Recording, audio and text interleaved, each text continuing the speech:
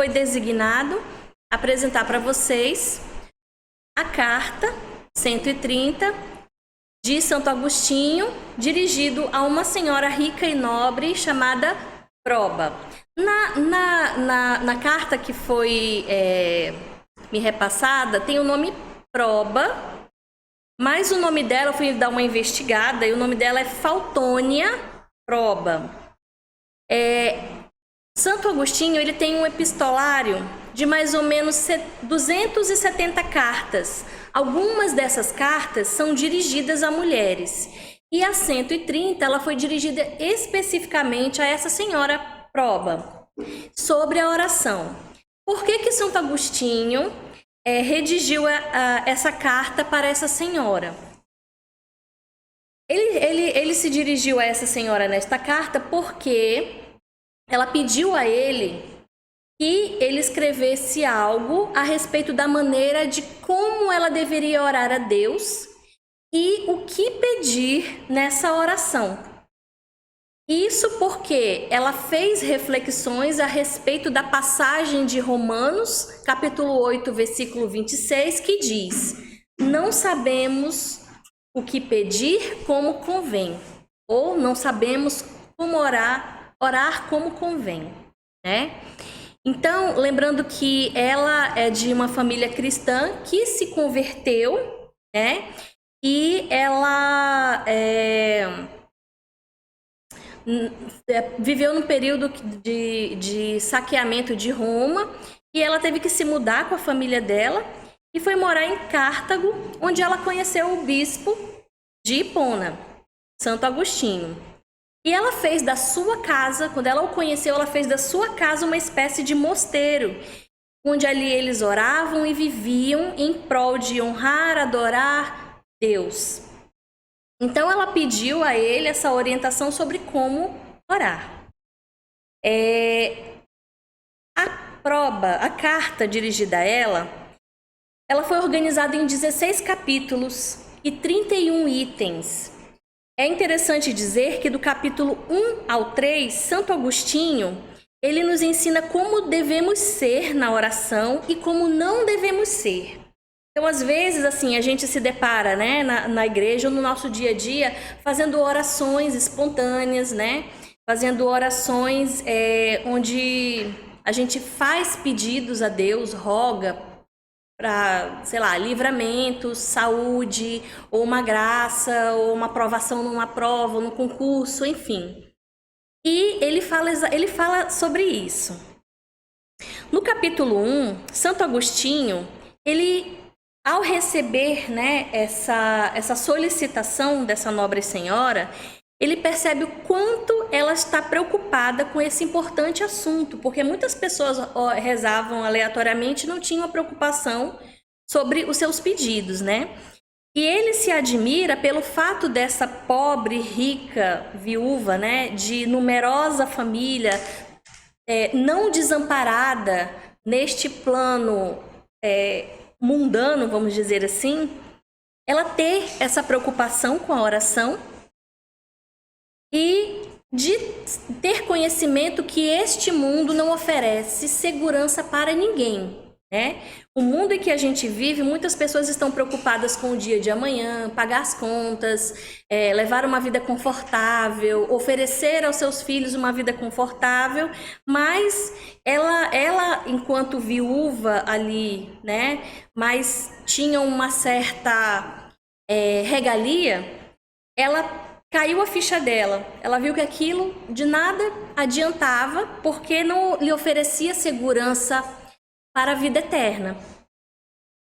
Então essa viúva, ela demonstra aí, primeiro, ela demonstra esperança. No pedido que ela faz a Santo Agostinho, ela demonstra esperança na oração. Ela quer se dirigir a Deus cheia de esperança, mas esperança não nas suas riquezas, não na sua influência, esperança nele, na sua fé em Deus. Então ela entende que o que é impossível ao homem é possível para Deus. E ela lembra da passagem de Mateus, no capítulo 19, do versículo 24 ao 26, que fala sobre a questão da salvação dos ricos, né? Qual que é essa passagem, vocês lembram? Que é mais fácil camelo passar pelo buraco da agulha do que um rico. Isso. Então, essa passagem, na época que Jesus falou a respeito disso, muitas pessoas ricas que estavam ali junto com Jesus ficaram o quê? Tristes, né? Poxa, eu sou rico, e aí? Eu sou um apóstolo de Cristo, eu estou acompanhando ele, para onde ele vai? E aí, como que eu vou me salvar sendo eu rico? Como que eu vou fazer? Então, Santo Agostinho, nessa carta, da mesma maneira que essa senhora, ela se sentiu, ela teve esse sentimento também. Então, ele disse, é impossível ao homem, né, no seu caráter humano, ter a salvação, né, de Deus, mas a Deus não é impossível, se esse rico está realmente disposto pela sua salvação e pela salvação do seu próximo. Então, ali ele abre uma porta para aquela senhora, que sendo rica, tinha a esperança também de se salvar.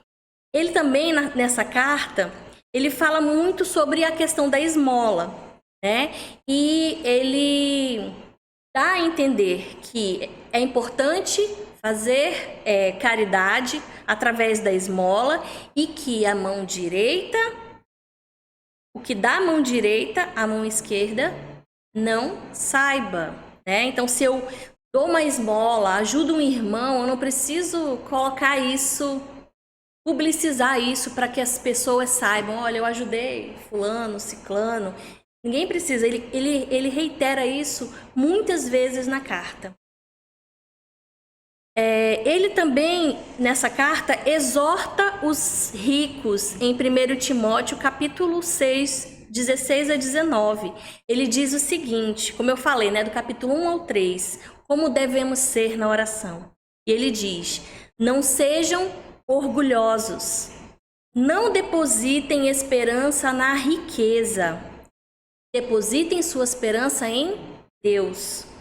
Façam o bem, aí reforça a questão da esmola. Se enriqueçam de boas obras. Sejam pródigos, caíram no pecado, voltem sempre para Deus. Saibam partilhar. Busquem acumular tesouros para o futuro, a fim de obterem a verdadeira vida. Eu queria aqui que vocês gravassem essa expressão, verdadeira vida. Se a gente for perguntar, sei lá, for aqui na pizzaria ou ali na rua, no sinal, e perguntar assim, o que é a verdadeira vida para você? O que é a felicidade? Muitos vão dar o seu ponto de vista. Mas nesta carta, ele deixa claro o que é a verdadeira vida e o que é a verdadeira felicidade. Santo Agostinho, ele aconselha essa viúva a considerar-se uma mulher desolada, apesar de rica e bem acompanhada dos seus filhos, netos, noras, servos, né? Que ela tinha muitos servos que a atendiam nas atribuições do seu dia a dia. E mesmo ela sendo assim revestida de ajuda no seu dia a dia, que ela tivesse um sentimento de desolação, de desamparo, que ela se dirigisse a Deus com esse sentimento nas suas orações. Ele enfatiza muito isso, né? Ele nos pede isso nessa carta. E pedir consolo apenas no Senhor.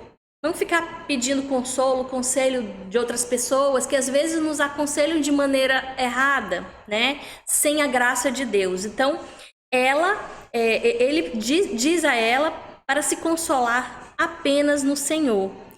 E só Ele concederá a ela a verdadeira vida. Ele também reforça que riquezas, honras e outras vaidades que os mortais julgam ser felicidade, né? Que tudo isso não traz segurança e o medo de perder tais coisas acaba sendo maior que o prazer de usufruir essas coisas. E às vezes você fica tão apegado na sua riqueza, com medo de perdê-las, que acaba não usufruindo do prazer de ter essas coisas. Bens materiais não tornam os homens bons. Bens materiais não tornam os homens bons. O que torna os homens bons é o bom uso desses bens. É o que ele faz com esses bens é que faz com que eles sejam bons. E aqui reforça de novo, caridade e esmola.